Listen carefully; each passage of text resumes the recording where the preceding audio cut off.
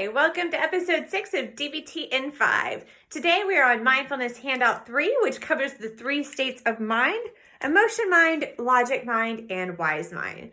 And if you're familiar with DBT, you've probably seen this Venn diagram before, but you've probably seen it horizontally oriented. So if it looks different than normal, that's what's going on. Is I've got it flipped so that it will fit better in the way my whiteboard is. So wise mind is our ultimate goal in DBT. It's the state of mind that we want to be in all the time. It's our best, most integrated point of view where we are taking in emotional data and logic data and seeing the world through a filter that gives us the most information possible to make the best decisions. But if you're coming to DBT and you're looking for these skills, you probably struggle with getting to wise mind. Maybe you find yourself that you are often disconnected from your emotions, or that your emotions are really big and they get you in trouble in life. And so that's where we typically start out when we talk about these, is by talking about emotion mind, because most people that end up in DBT identify as emotionally sensitive individuals. That means they have bigger emotions, they notice more variability in their emotions throughout the day, and they struggle more to regulate them or to do effective behaviors when their emotions are elevated. And so emotions are both good and bad, as in most things in life, right? And so lots of good things come from emotion mind. It's where we see creative and artistic endeavors. Things like drama, story, and entertainment are all from our emotion mind, because that's where we create. It is associated with beauty, femininity, love, loss, anger, sadness, and it's considered hot, right? Like mercurial. It changes and emotions flow and ebb and they change. But where does emotion mind get us in trouble? 2 places it can get us in trouble big. When we have mood dependent behavior and then we don't do the things that make us want the life we want, right? We don't create our life worth living because our emotions get in the way. And when it gives us urges that would really destroy our life worth living, like self-harm urges, substance abuse urges, things of that nature.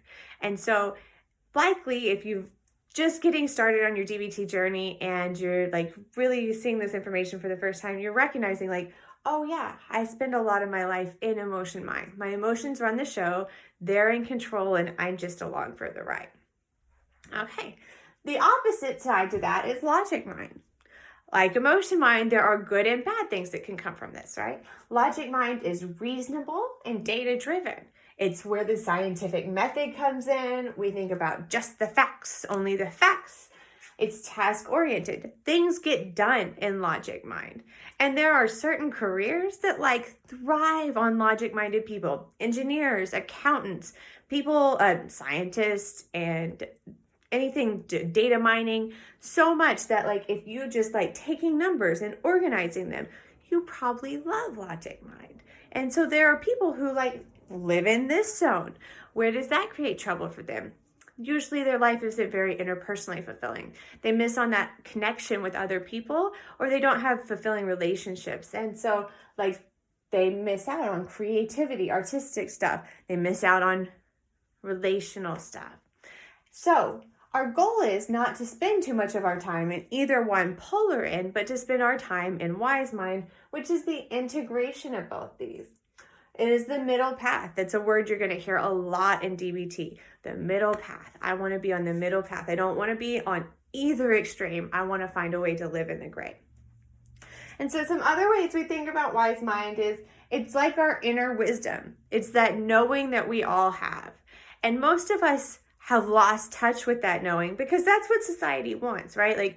Culture, advertising, capitalism, it all depends on you being emotionally manipulated for you to spend your money. And so day after day, we are exposed to things that break us further apart from our wise mind. And so getting back in touch with your inner knowing, your voice, your consciousness strengthens that voice so that you can hear your wise mind more. You can be more guided by your morals and values and not drawn into the fray by other things that are trying to prey on that.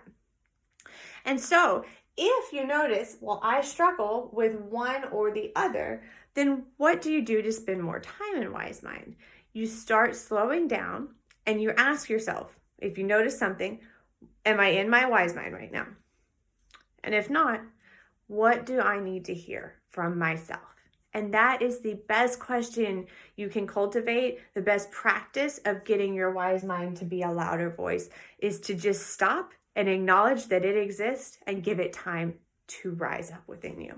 And the more frequently you do it, the louder your wise mind becomes, and the more stronger you feel in your grounded centeredness. Okay, guys, that's all I've got for this skill, and we'll see you next week to start covering the what and how skills. Have a great weekend.